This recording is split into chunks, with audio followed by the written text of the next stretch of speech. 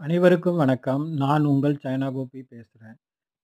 இந்த இன்ஃபர்மேஷன் இந்த வீடியோ எதுக்கு போட்டிருக்கேன்னா, இது நம்ம கிட்ட கார்ப்பரேட் கம்பெனிஸ் மெம்பர் ஆவுறது எப்படி?